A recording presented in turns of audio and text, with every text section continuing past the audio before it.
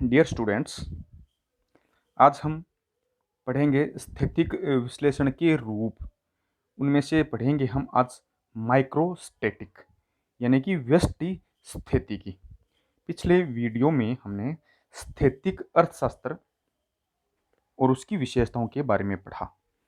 स्थैतिक अर्थशास्त्र का अर्थ क्या है, ये हम पिछले वीडियो में हम बात कर चुके हैं कि स्थैतिक अर्थशास्त्र का अभिप्राय उस अर्थव्यवस्था से लगाया जाता है जिसमें आर्थिक क्रियाएं सदैव समान गति से नियमित एवं शांतिपूर्ण ढंग से चलती रहने के बावजूद भी जो संतुलन की स्थिति है वह यथावत बनी रहती है।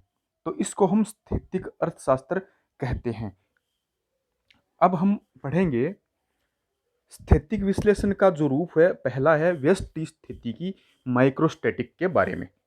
तो माइक्रोस्टैटिक या व्यष्टि स्थितिकी किसे कहते हैं? इसके कुल चार प्रकार हैं। पहला है व्यष्टि स्थितिकी यानी कि माइक्रोस्टैटिक, और दूसरा है व्यष्टि तुलनात्मक स्थितिकी माइक्रो कंपेरेटिव स्टैटिक, और तीसरा है समष्टि स्थितिकी यानी कि मैक्रोस्टैटिक, और चौथी है समष्टि तुलनात्मक स्थितिकी मैक्रो कंपेरेटिव स्टैटिक। तो अब इस वीडियो में हम पढ़ेंगे माइक्रोस्टैटिक यानी कि व्यष्टि स्थितिकी के बारे में। तो व्यष्टि स्थितिकी है क्या? व्यष्टि स्थितिकी व्यष्टि आर्थिक मॉडल है। व्यष्टि आर्थिक मॉडल के विभिन्न आर्थिक चर हैं और उनके जो पारस्परिक संबंध हैं, उन पारस्परिक संबंधों से किसी समय विशेष या क्षण में यदि हम संतुलन अवस्था का विश्लेषण करते हैं तो इसे हम व्यष्टि स्थितिकी कह सकते हैं। दोबारा से देख लेते हैं। व्यष्टि आर्थिक मॉडल के विभिन्न आर्थिक चरों के पारस्परिक संबंधों से किसी समय विशेष यानी कि पॉइंट ऑफ टाइम में यदि हम संतुलन अवस्था का विश्लेषण करते हैं तो वह व्यष्टि स्थितिकी या माइक्रोस्टैटिक कहलाता है।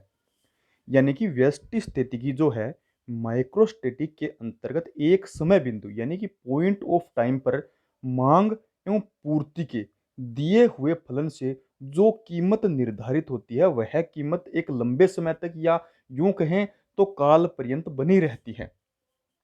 एक बार दोबारा से देख लें कि व्यष्टि स्थितिकी में एक समय बिंदु यानी कि एक निश्चित समय पर या एक पॉइंट ऑफ टाइम पर जब मांग और पूर्ति है, मांग एवं पूर्ति के दिए हुए फलन से यानी कि मांग एवं पूर्ति के द्वारा जो कीमत निर्धारित होती है तो वह कीमत एक लंबे समय तक या यूं कहें तो एक काल पर्यंत बनी रहती है, बशर्ते अगर मांग एवं पूर्ति फलन में कोई परिवर्तन नहीं होता। यानी कि मांग एवं पूर्ति है उनमें कोई भी प्रकार का परिवर्तन नहीं होना चाहिए, तो यह जो संतुलन है वह काल पर्यंत बना रहेगा। उदाहरण के तौर पे जैसे हम देखते हैं मांग एवं पूर्ति के फलन है, जैसे डी बराबर एफ इंटू पी, ये पहला समीकरण हो गया। तो इसमें मांग है वो कीमत का फलन है,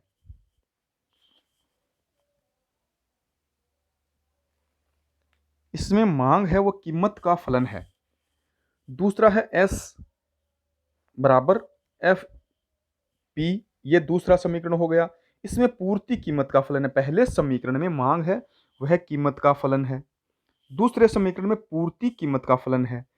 और जब हम समीकरणों को हल करते हैं तो समीकरण डी बराबर एस यानी कि मांग बराबर पूर्ति होता है।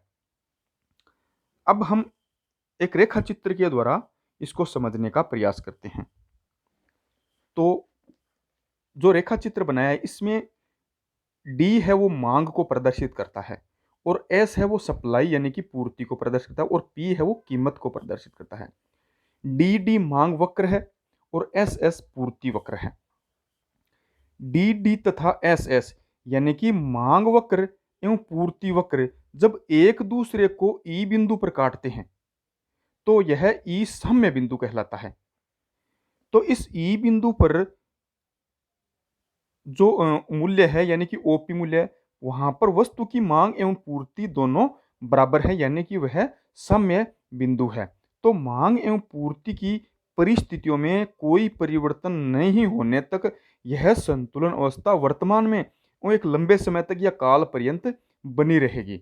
तो यह व्यष्टि स्थितिकी या माइक्रोस्टैटिक कहलाता है। एक बार दोबारा देख लेते हैं कि उदाहरण द्वारा मांग एवं पूर्ति के फलन दिए हुए हैं। पहला समीकरण है, उसके अनुसार मांग है वह कीमत का फलन है। दूसरे समीकरण में पूर्ति है वो कीमत का फलन है। और जब हम समीकरणों को हल करते हैं तो डी बराबर एच यानी मांग बराबर पूर्ति होता है। तो जो हमने रेखा चित्र बना रखा है उसमें डी का मतलब है डिमांड या मांग, एस का मतलब है सप्लाई या पूर्ति, और पी का मतलब है प्राइस या कीमत। डी डी मांग वक्र है और एस एस पूर्ति वक्र है।